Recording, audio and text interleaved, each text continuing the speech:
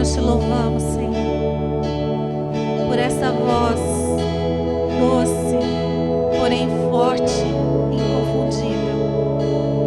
Nós te louvamos pela tua voz que nos chama, que nos levanta, que nos posiciona. A tua voz, Senhor, que faz tremer o nosso interior. Nós louvamos o Senhor pela tua voz poderosa, tua voz majestosa, tua voz que destrói os nossos inimigos, que põe em fuga os nossos inimigos. Nós te louvamos, Senhor, que a tua voz ecoa aqui e que a tua voz fale conosco nessa noite, que a tua voz seja ouvida por nós, que ela fale aos nossos corações, destruindo fortalezas, anulando sofismas, em nome de Jesus, e toda a altivez que se levanta contra o conhecimento de Deus. Nesta noite, Espírito Santo, tu tens liberdade de agir. Vem agir, Senhor. Vem fazer o que homem nenhum pode fazer, que é transformar corações, transformar vidas, transformar histórias. Vem, Senhor.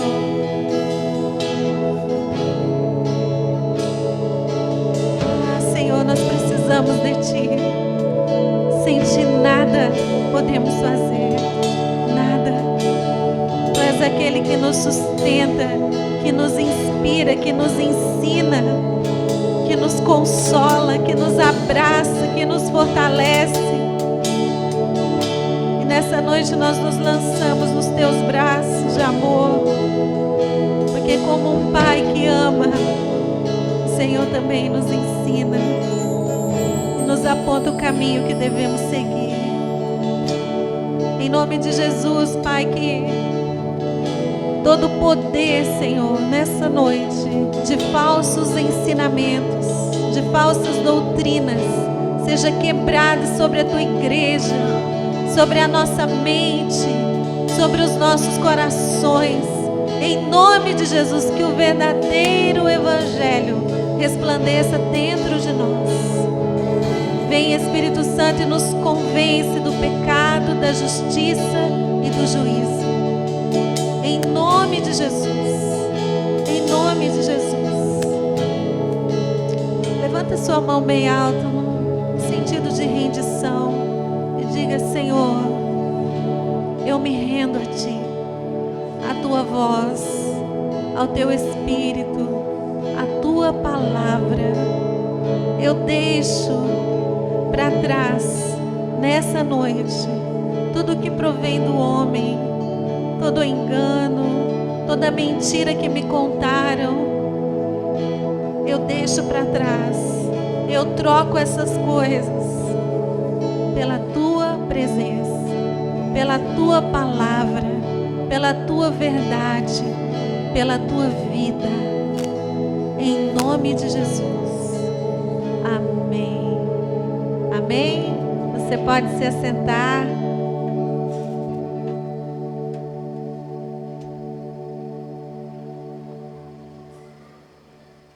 Glória a Deus. Que bom que você está aqui. Depois de um dia tão gostoso, né? De chuvinha. A gente esperou tanta expectativa essa chuva. Ô chuva que custou, né, gente? E podia continuar por toda a semana. Para umedecer a nossa cidade, né? O nosso ar, o nosso clima seco. Eu gostaria que você abrisse a sua Bíblia comigo no livro de Salmos, de número 144. Salmo 144.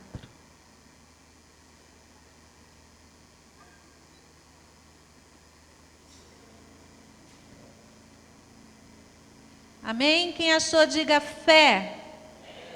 Está fraco ainda, nem todos acharam.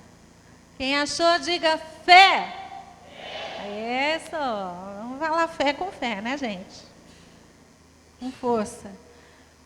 Então diz assim a palavra de Deus: que nossos filhos sejam na sua mocidade como plantas viçosas, e nossas filhas como pedras angulares, lavradas como colunas de palácio, que transbordem os nossos celeiros, atulhados de toda sorte de provisões, porque que os nossos rebanhos produzam a milhares e a dezenas de milhares em nossos campos, que as nossas vacas andem pejadas, não lhes haja rotura nem mau sucesso, não haja gritos de lamento em nossas praças.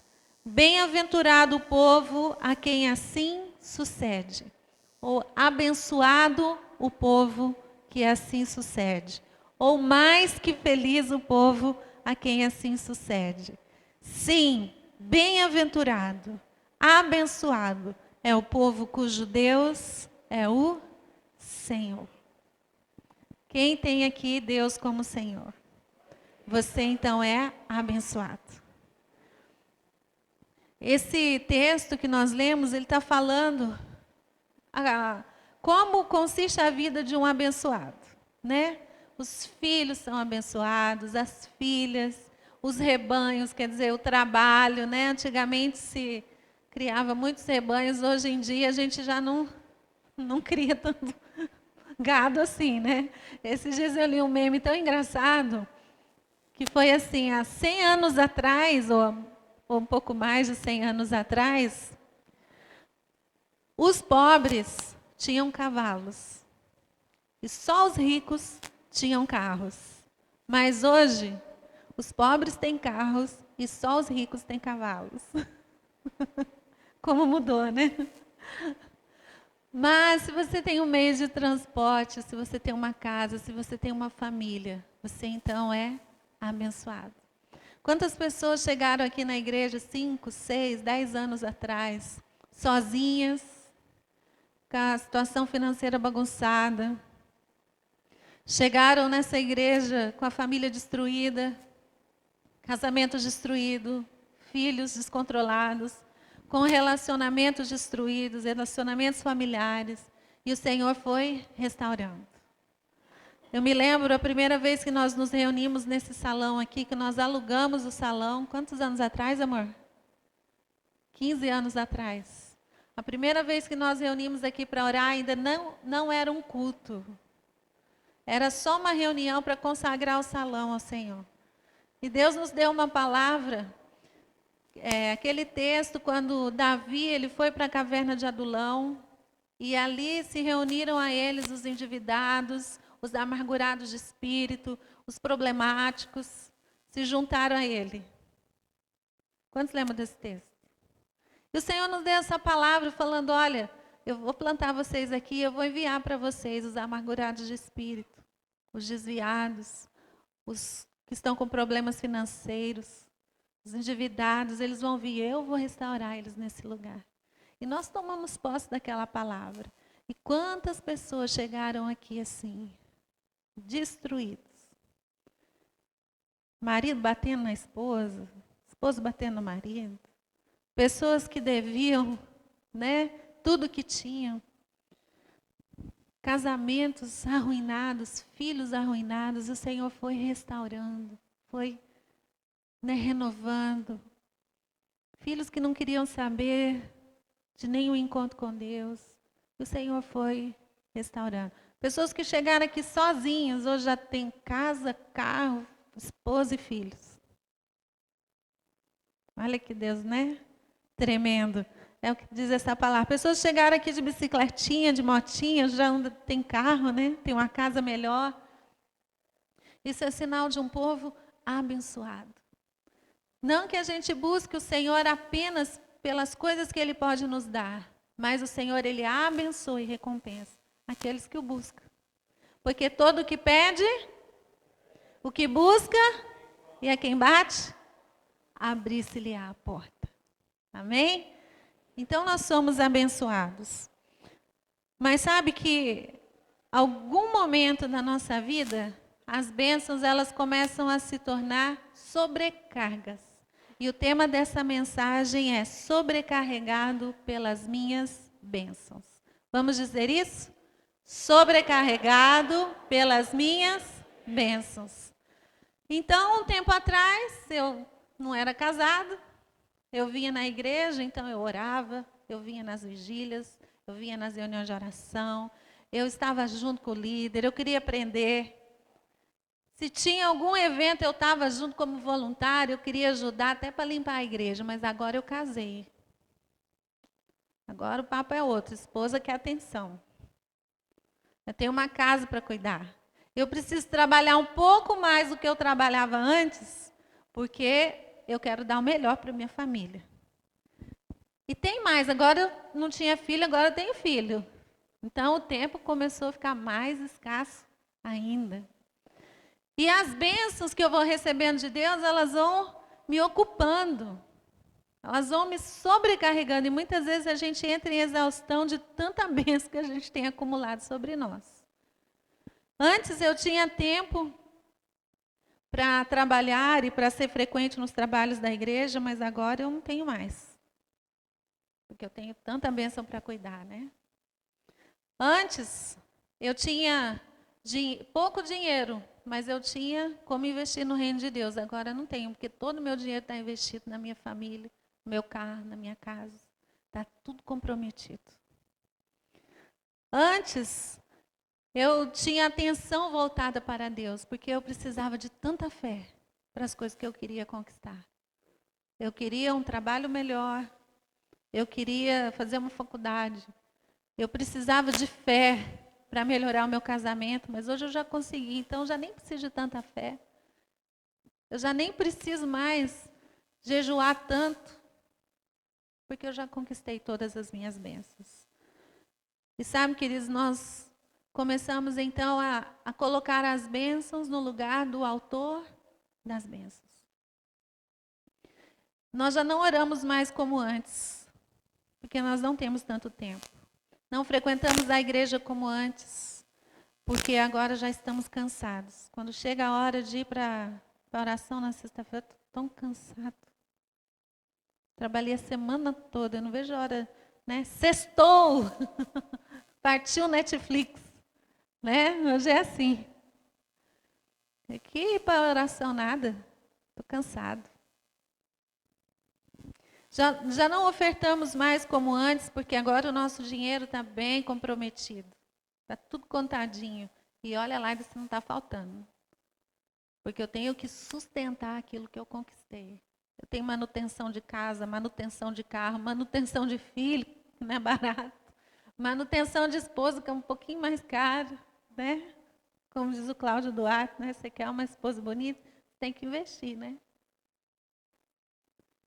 E aí eu vou deixando o meu relacionamento com Deus por causa de tantas bênçãos que eu tenho. Eu já nem preciso crer muito, porque eu tenho já tudo que eu quero. O pastor esses dias pregou que se o meu sonho não precisa de oração, então o meu sonho não é tão grande assim. Se eu já não dependo de Deus para os meus sonhos, para os meus projetos, então já não estão mais excelentes assim. Antigamente tudo dependia de Deus, mas agora eu tenho tanto, já não dependo dele tanto assim. Mas na verdade nós dependemos de Deus para ter sabedoria para administrar tudo que Deus tem nos dado. Porque as bênçãos acabam se tornando sobrecarga sobre nós. E nós andamos cansados, começamos a reclamar do marido. Nós oramos tanto para ter um marido, agora já estão reclamando do marido, reclamando da esposa, reclamando dos filhos, reclamando da casa. Tem que limpar essa casa. E a gente reclama do trabalho, tem que ir para o trabalho todo dia. Segunda-feira, né? Que tem a síndrome da segunda-feira, que no domingo as pessoas começam a ter ansiedade, porque está chegando a segunda-feira. E são tantos os compromissos. E Deus, então, nosso relacionamento com Deus começa a se tornar superficial. Porque nós começamos a boiar em cima do mar das bênçãos. Não conseguimos mais adentrar profundamente no relacionamento com Deus. Você já viu aquelas pessoas, quando elas querem a bênção de Deus, elas vêm para a igreja, elas oram, elas jejuam, e elas leem todos os livros que falam aqui no púlpito, elas conhecem a Bíblia, elas vão na célula, elas são voluntárias, elas participam de vigília, e onde está o povo de Deus, ela está junto, é aquela coisa. Mas quando recebe a bênção, é igual sal na água, né? As donas de casa vão me entender. Você coloca sal na água, você nem vê o sal. Some. Desaparece. Já conquistei, né? Será que também aos poucos nós não estamos agindo assim? Não estamos sumindo das coisas concernentes ao reino de Deus, porque nós já estamos tão cheios. O provérbio diz assim: a alma farta pisa favos de mel, mas a alma faminta, todo amargo é doce. O que quer dizer isso? Não há sacrifício para quem está com fome. Quem está com fome, vai atrás. Tem labuta. Até o que é difícil, até o que é amargo se torna doce. Mas a alma que está farta, ela pisa favos de mel. Não preciso ir orar. Não preciso disso. Não preciso mais ler a Bíblia. Já estou tão farta de bênção. E começa a esnobar as bênçãos. O relacionamento com Deus, as coisas concernentes ao reino de Deus. Abra sua Bíblia comigo em Lucas 14.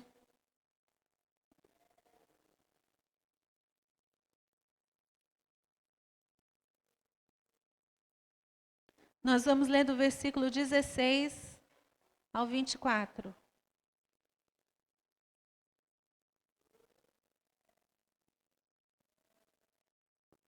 A parábola da grande ceia. Versículo 16 diz assim: ele, porém, respondeu: certo homem deu uma grande ceia.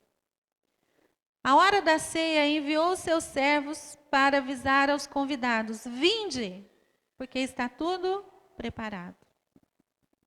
Não obstante, todos a uma começaram a excusar-se. Aqui está, desculpar-se. Pode colocar na NVI para nós? Quem está? É o pastor Áquila que está. Na NVI. Começaram a, um por um, a apresentar desculpas. O primeiro disse: acabei de comprar uma propriedade, preciso ir vê-la. Por favor, me desculpe. Olha, eu tenho dinheiro, tenho o suficiente, comprei uma casa, comprei uma propriedade, não tenho tempo não para ir no teu banquete. Me desculpa. O outro disse: acabei de comprar 5 juntas de bois, estou indo experimentá-las, por favor, me desculpe. Olha, eu fiz um investimento grande. Eu investi numa loja, eu comprei muitas coisas, eu abri um negócio. Me desculpa, mas eu não tenho tempo para o teu banquete. Ainda outro disse: acabo de me casar. Por isso não posso ir. O servo voltou e relatou isso ao seu senhor. E então o dono da casa irou-se. O que o dono da casa fez? Irou-se. E ordenou ao seu servo: vá rapidamente para as ruas e becos da cidade e traga os pobres, porque os abençoados não quiseram vir. Aqueles que eu dei prosperidade financeira, não tem mais tempo para mim. Aqueles que eu dei um casamento, já não tem mais tempo para mim. Aqueles que queriam tanto uma casa, um carro e eu abençoei, não tem mais tempo para mim, então traga os pobres. Traga os aleijados, os cegos e os mancos. Disse o servo: o que o Senhor ordenou foi feito e ainda há lugar. Então o Senhor disse ao servo: vá pelos caminhos e valados e obrigue-os a entrar, para que a minha casa fique cheia. Olha para o seu lado, vê se tem lugar vazio aí. Qual que é o desejo do Senhor? Que a casa fique cheia. Eu lhes digo, nenhum daqueles que foram convidados provará do meu banquete. É até aí ou até o 26? Até o 24 mesmo. Queridos, aqui o Senhor, Ele nos convida à sua mesa de banquete. Ele preparou um banquete. Por coincidência, hoje nós temos uma mesa preparada aqui. E Ele convida os abençoados, os prósperos, aquele que Ele estendeu a mão e deu o que eles estavam pedindo. Mas eles começaram a desculpar um por um, inventar desculpas e mais desculpas para não ir. Eles se recusaram a sentar na mesa do banquete que o Senhor preparou. Uma mesa, queridos, quando o Senhor nos convida à sua mesa, a mesa ela tem vários significados. Um deles é a honra. Você se assentar na mesa do Senhor, isso te faz uma pessoa honrada, você ser convidado. Lá no Salmo 23 diz, prepara-me uma mesa na presença dos meus inimigos. Unge a minha cabeça com óleo, o meu cálice transborda. Fala de honra. Mesa também fala de comunhão. Eis que estou à porta e bato. Se alguém abrir a porta, eu entrarei em sua casa e cearei com ele. A mesa. E ele, então, ceará comigo. Fala de comunhão, de intimidade. A mesa fala de provisão, de banquete. Também fala de delícias. A Bíblia diz que na presença do Senhor há plenitude de alegria e delícias perpetuamente. E é esse o convite que o Senhor tem nos feito. Vem para a minha mesa, vem para o meu banquete. Eu estou convidando você. Mas a gente sempre quer viver uma vida cristã estilo arte moderna, né? Tudo abstrato. Tudo é uma linguagem figurada. Não é, querida, é concreto. O Senhor está falando, vem para a minha casa, vem para a igreja local. Eu tenho uma mesa preparada, mas eu preciso que você venha, que você invista o seu tempo, que você invista o seu dinheiro, que você gaste a sua gasolina. Venha orar, venha participar das atividades. Cadê você? Está tudo pronto. Por que a minha casa está vazia? Por que os abençoados não vieram? E o Senhor se ira contra aqueles que Ele mesmo abençoou. E Ele fala, esses aí não vão provar do meu banquete. Foram rejeitados. Não vão sentar na minha mesa. E a gente aqui quer quebrar um falso evangelho hippie que tem sido pregado por aí, né? O evangelho paz e amor. Hoje em dia Deus te aceita. Se você não vai na igreja, tudo bem. Se você não vai na oração, tudo bem. Deus é amor, Ele é paz. Se você não quer pregar o evangelho, tudo bem. Se você não quer assumir uma célula, tudo bem.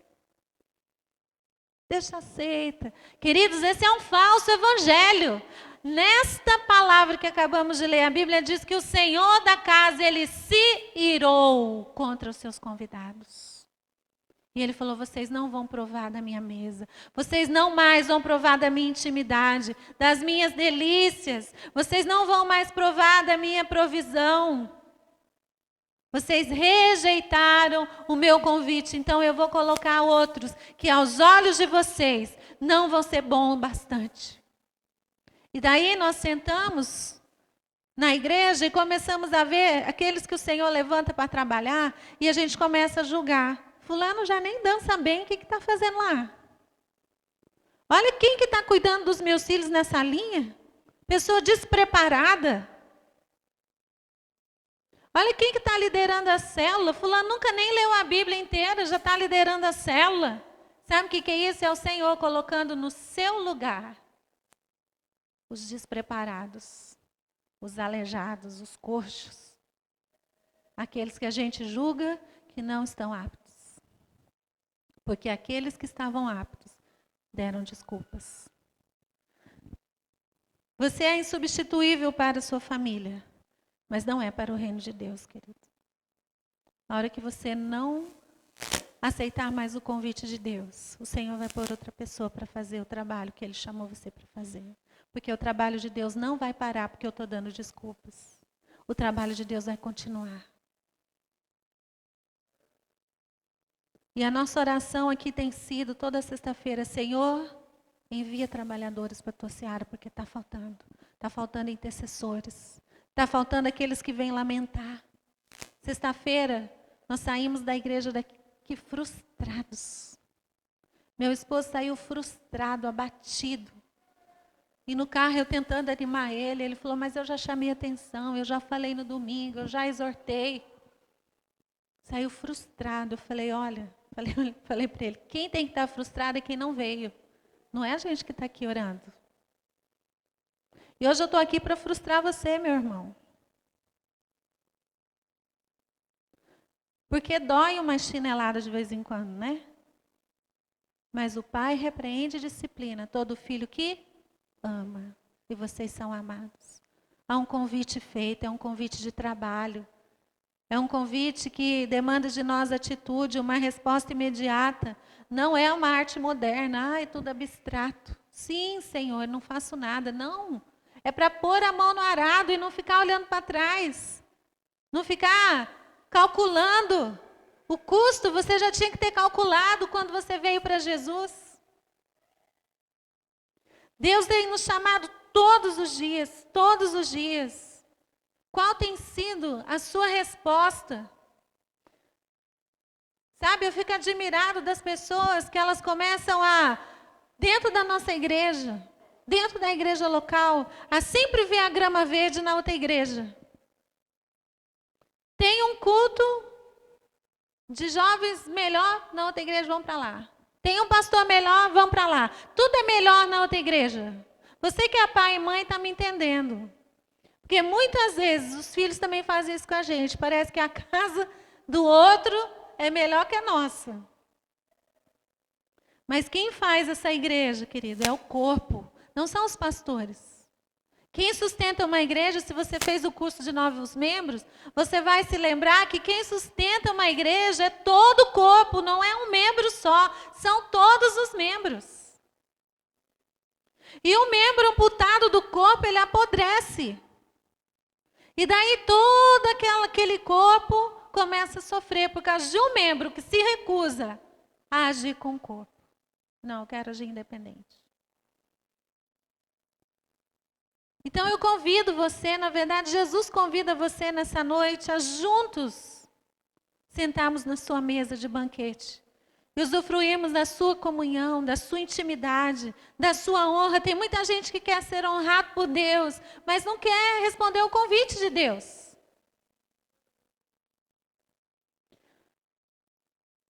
Não há fogo sem sacrifício. No final dessa parábola, no capítulo 14 de Lucas, Jesus ele começa a falar sobre o serviço. Ele começa a dizer o custo para ser discípulo. Versículo 26, Jesus disse assim, se alguém vem a mim e não aborrece o seu pai e mãe e mulher e filhos. Olha aqui, muita gente coloca os filhos acima de tudo e de todos. Mas se você não aborrece os seus filhos, e irmãos e irmãs, e ainda a sua própria vida, não pode ser o meu discípulo. Você está desqualificado a ser discípulo de Jesus. E qualquer que não tomar a sua cruz e vier após mim, não pode ser meu discípulo. Porque qual de vós, pretendendo construir uma torre, não se assenta primeiro para calcular a despesa e verificar se tem os meios para concluir? Para não suceder que, tendo lançado os alicerces e não podendo acabar, todos que a virem zombem dele, dizendo, esse homem começou a construir e não pôde acabar. Jesus está falando aqui de custo, de preço. É um preço ser discípulo de Jesus. Tem um custo e vai nos doer, vai gastar a nossa gasolina, vai tomar o nosso tempo, vai exigir de nós esforço, vai exigir de nós agir quando estamos cansados, negar o nosso conforto, vai exigir de nós correria, vai exigir de nós muitas vezes carregar os filhos às pressas. Vão para a igreja, vão para a igreja. Eu não quero ir para a igreja, está passando meu programa preferido. Aí a mãe, né? Ai, coitadinho, vou ficar aqui com ele, vai você. Não aborrece o filho, querido, está desqualificado para ser discípulo.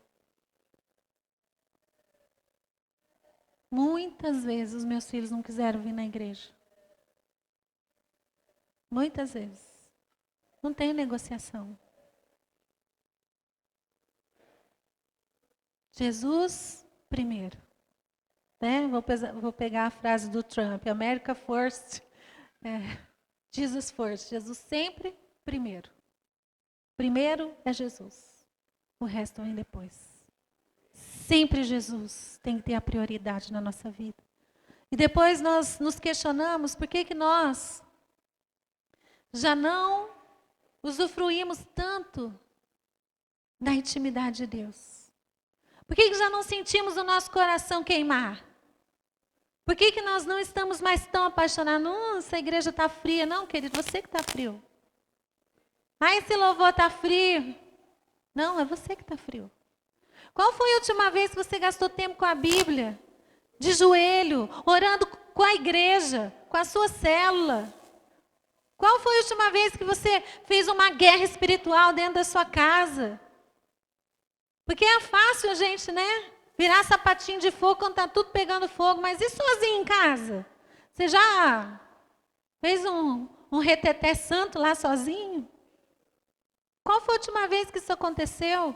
E depois nós cobramos da igreja, queridos, algo que é a responsabilidade nossa. Ninguém tem mais dever de conhecer o Pai do que o Filho. E você tem um Pai que abriu a porta, rasgou. A Bíblia diz que Ele rasgou o véu que nos separava. E Ele nos convida à sua mesa de banquete. Mas nós estamos deitados eternamente em berço esplêndido, né? Não queremos. Queremos só curtir a vida. Né? Primeiro eu, segundo eu, depois eu também. Se você não pagar o preço, se você não aborrecer a si mesmo, se você não agir com dor de cabeça, se você não orar quando tudo está desmoronando na sua vida, quando você está cansado, vai chegar um tempo que o Senhor da casa vai se irar contra você. Isso é o que a Bíblia diz. E não é Velho Testamento, é graça, é Novo Testamento. Salmo 25, 14.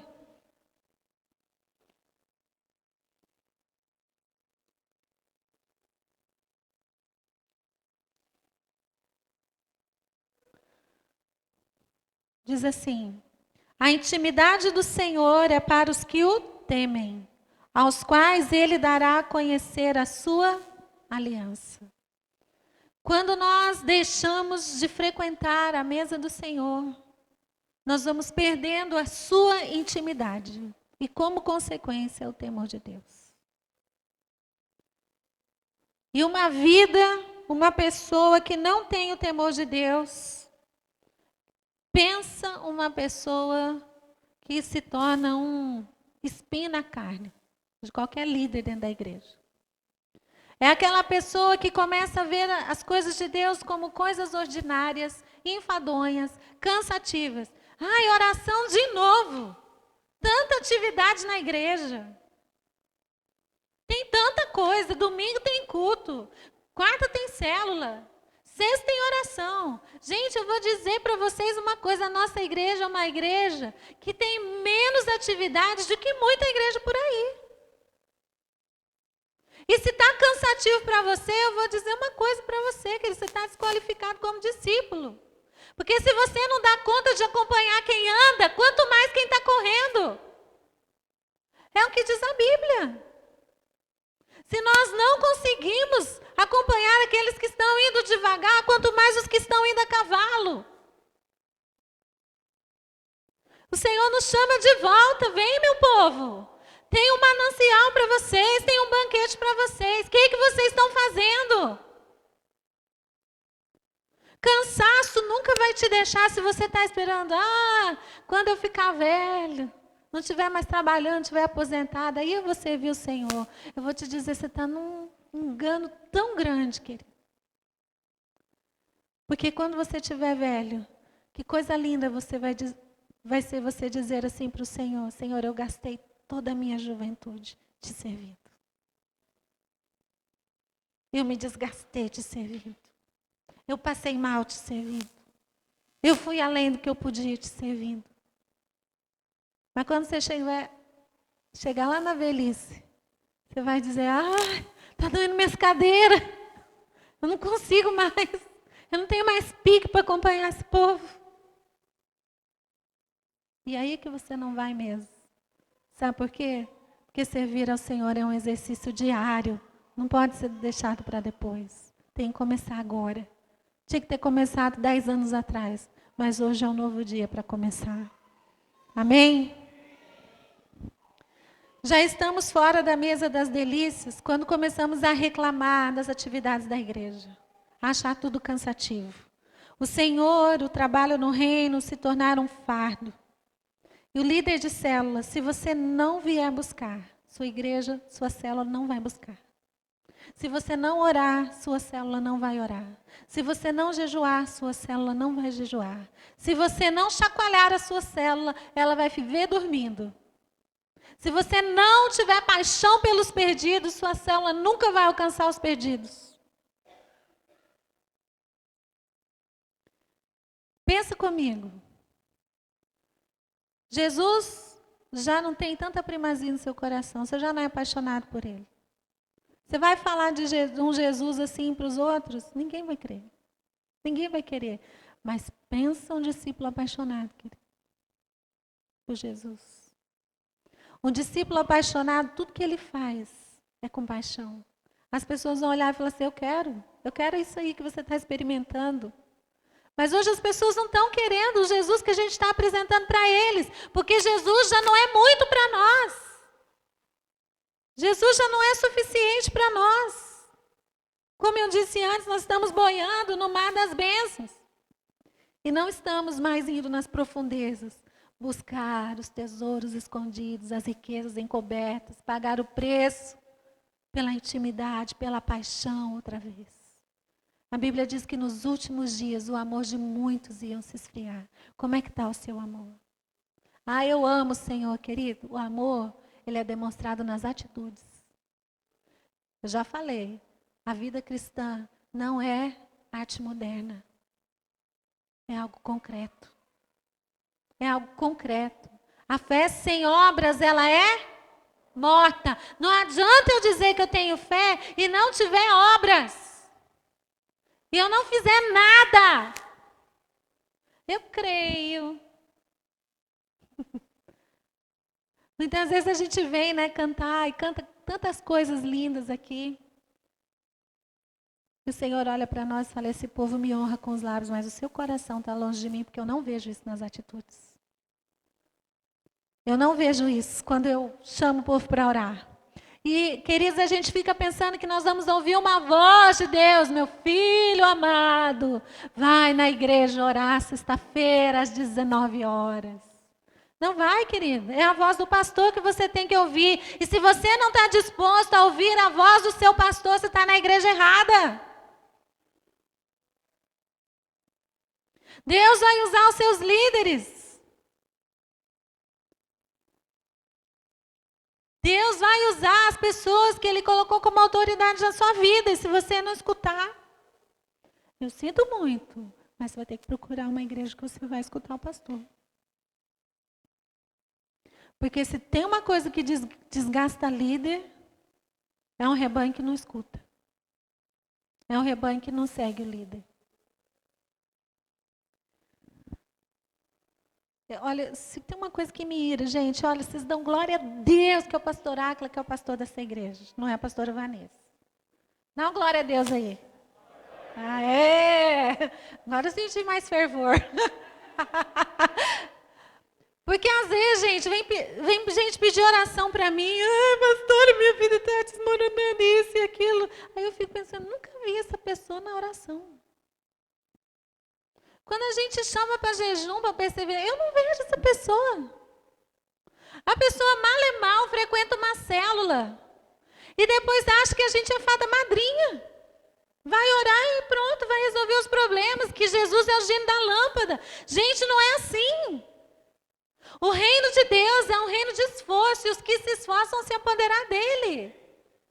Se você não fizer a sua parte, se você não orar, se você não fizer o esforço de sentar à mesa do Senhor, eu sinto muito, mas o Senhor vai cirar com você e você não vai participar. Ele vai fechar a porta. E aquilo que era para ser bênção na sua vida, Ele vai dar para os coxos, para os cegos, para os desqualificados aos seus olhos. Infelizmente, vai ser assim que vai acontecer. Faça a sua parte, meu irmão. Você é parte da igreja, você é parte do corpo. Vamos orar juntos. Vamos clamar junto, vamos chorar junto. Nossa igreja passou por um momento difícil. Vamos agora estar juntos. Vamos mudar esse quadro. Um dia, todos nós vamos passar problemas, mas vamos vencer juntos. Porque somos um corpo, somos uma família.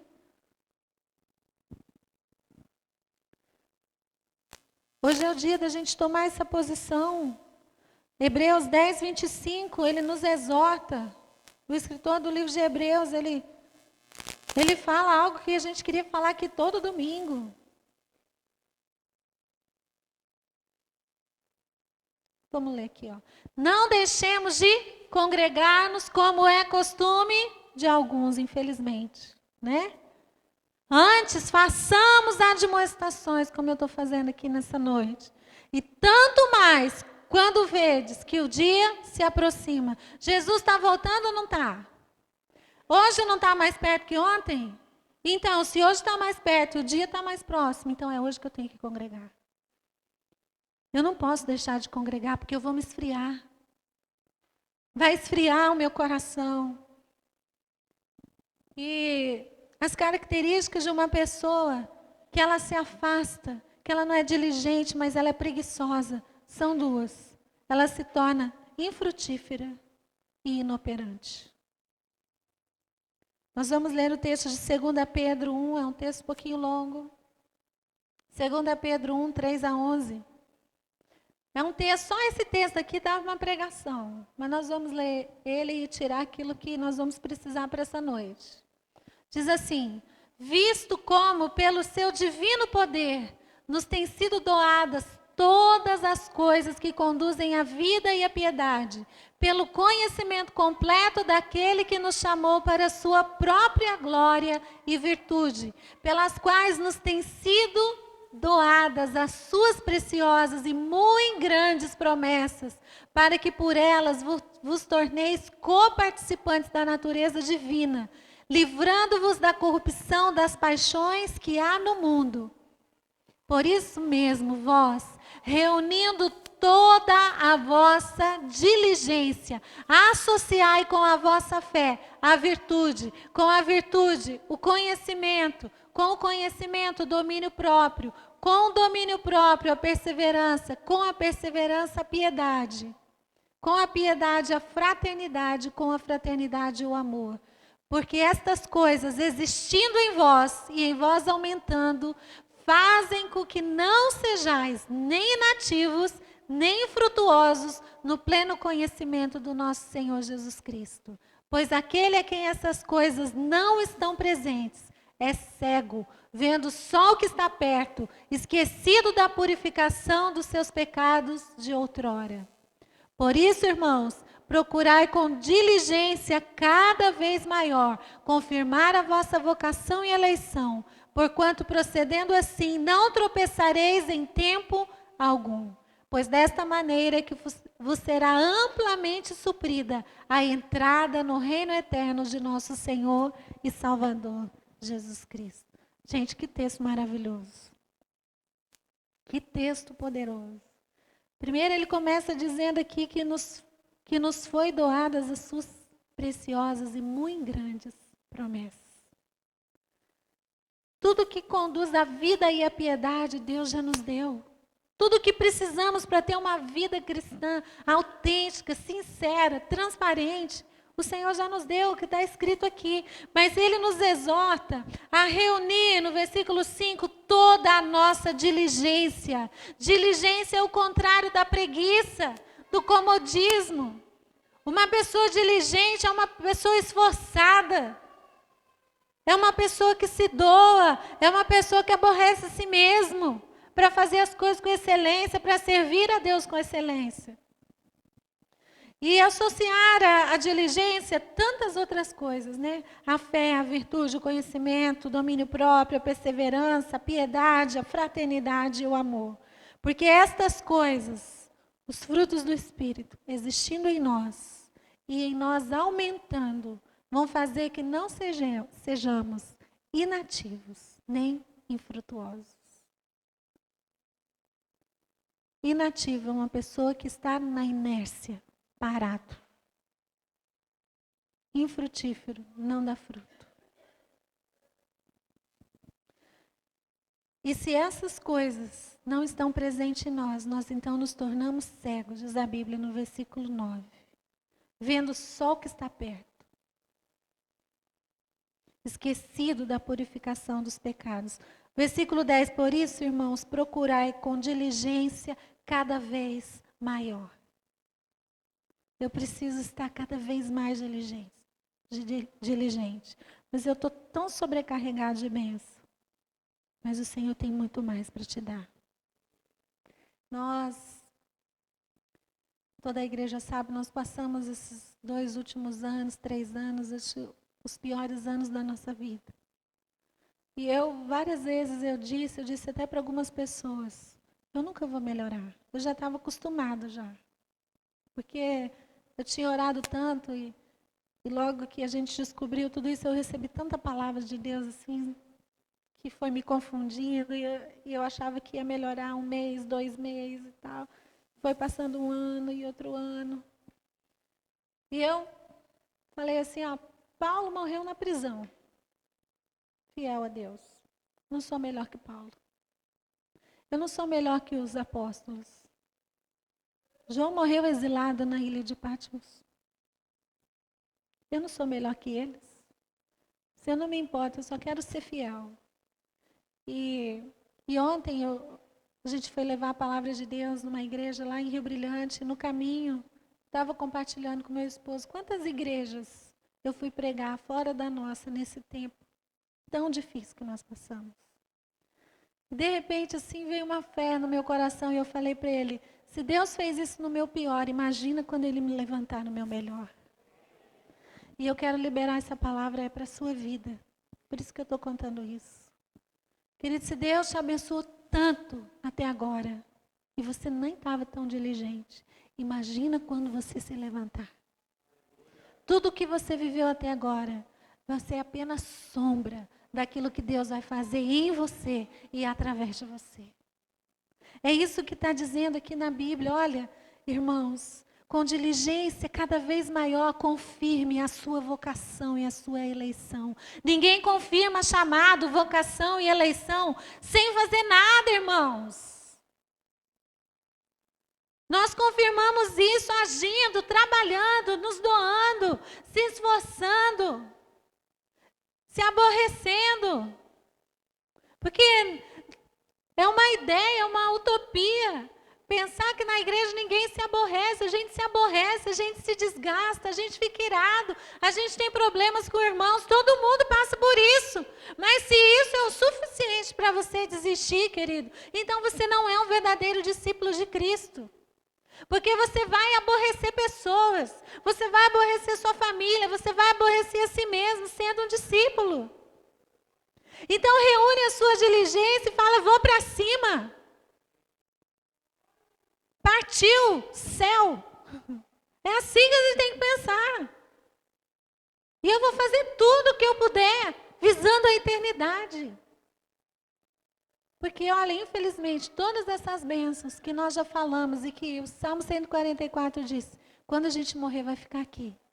Mas o que nós vamos levar vai ser a nossa diligência, a nossa fé, o nosso amor, o nosso compromisso, a perseverança, as almas que ganhamos para Jesus. É isso que nós vamos levar. O resto vai ficar nesse mundo.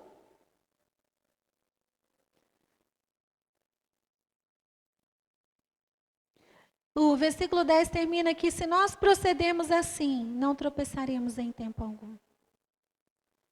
E eu quero encerrar essa palavra falando sobre a igreja de Laodiceia em Apocalipse capítulo 3.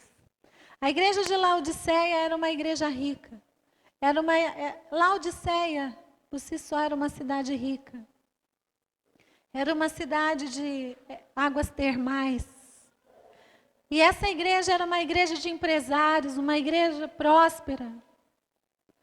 E Jesus, quando ele foi conversar com a igreja de Laodiceia, dar o seu feedback, ele falou assim, no versículo 15, Apocalipse 3,15: eu conheço, Laodiceia, as tuas obras, que nem és frio e nem quente. Quem dera fosses frio ou quente. Assim, porque és morno e nem és quente nem frio, estou a ponto de vomitar-te da minha boca.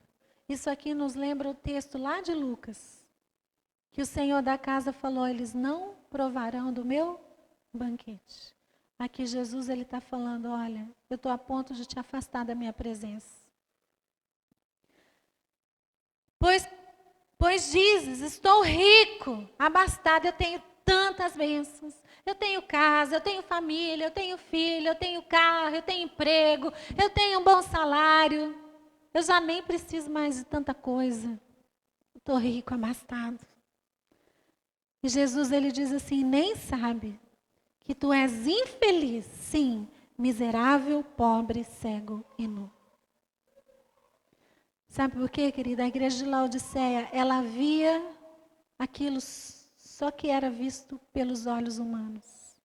Mas aquilo que pode ser visto com os olhos de Jesus, ela não conseguia ver, porque ela estava cega.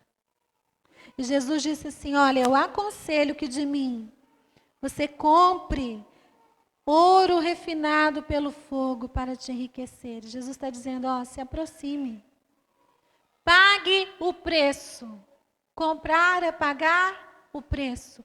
Pague o preço por uma riqueza que é gerada pelo fogo das provações. Pague o preço por isso. Pague o preço por ter vestiduras brancas, a fim de que ninguém veja a vergonha que eu estou vendo em você, a vergonha que você está me fazendo passar. É isso que Jesus está falando para aquela igreja. Compra de mim vestes brancas, porque a sua nudez eu estou vendo. Pode ser que as outras igrejas lá da Ásia olhavam para Laodiceia e falavam: ó.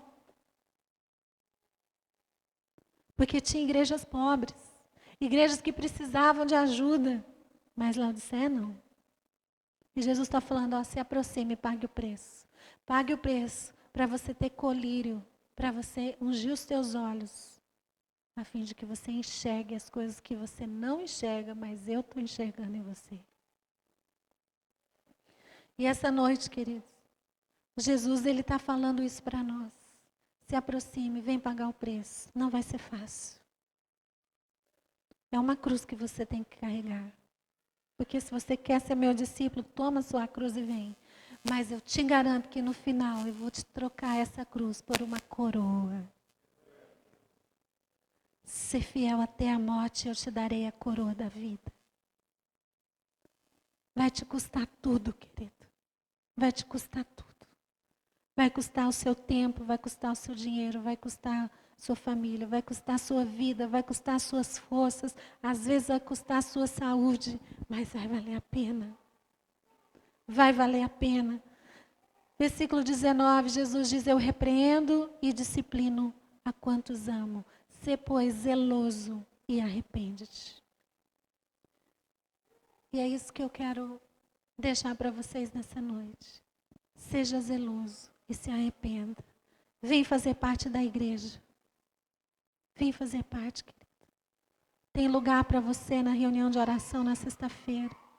Nós queremos fazer vigílias. Com quem nós vamos contar? Nós precisamos de líderes no ministério infantil. Com quem nós vamos contar? Nós precisamos de adoradores, de intercessores. Com quem nós vamos contar? Jesus te convida, vem, minha mesa está preparada. Vem, pague o preço. Mas eu te garanto que eu vou te dar delícias perpetuamente. Amém? Eu pedi para o pastor Áquila cantar essa canção. Quando eu estava preparando essa mensagem, eu lembrei dessa canção. Acho que muitos de vocês nem eram nascidos quando essa canção foi composta por Don Moore. É uma canção linda, tem uma mensagem linda, é uma oração. Eu só quero estar onde tu estás, em todo tempo, em tua presença. De longe eu não quero te adorar, leva-me para onde estás. Eu quero estar contigo, vivendo em tua presença, comendo em tua mesa e rodeado por tua glória. Que essa seja a nossa oração. Amém? Feche os olhos. E enquanto você escuta, dê uma resposta a Jesus.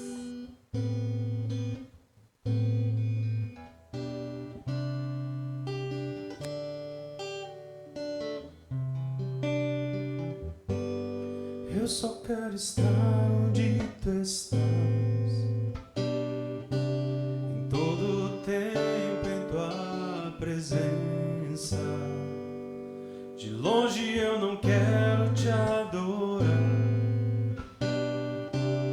leva-me pra onde estás. Eu só quero estar onde tu estás, morar contigo eternamente. Ó, leva-me ao lugar onde tu estás.